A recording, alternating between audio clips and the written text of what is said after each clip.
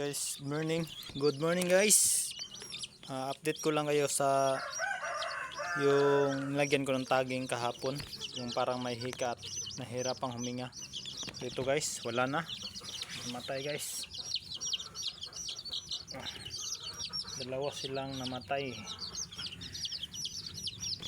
Ayan guys. Ito yung nilagyan natin tagging kahapon. So ito is namatay, pero hindi ako sigurado kung sasakit ba to kasi marami kasi ito sila dito.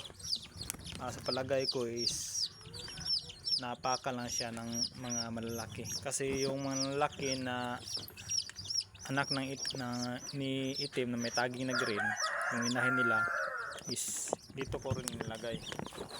Ngayon sa dami nila siguro napakan to, kaya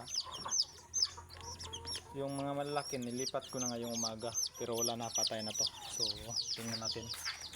Nandito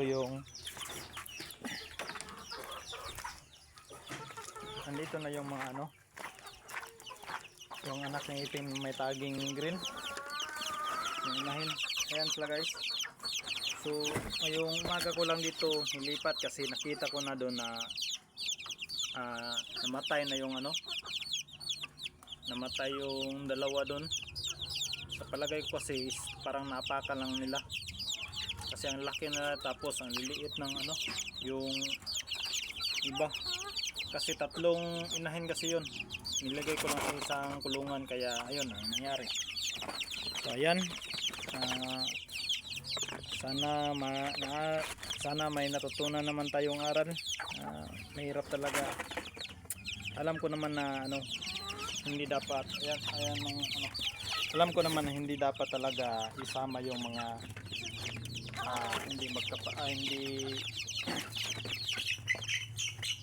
hindi ang tawag doon, hindi dapat isama yung ibang mga sisyo sa, lalo na kung iba ang kanilang inahin, kasi hindi pantay yung pizza paglaki nila. So ayun, so yan lang guys, update lang. Wala na, at least na-update ko kayo para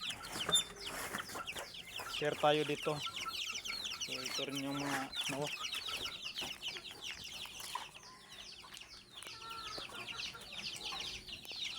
so yun lang guys, thank you for watching.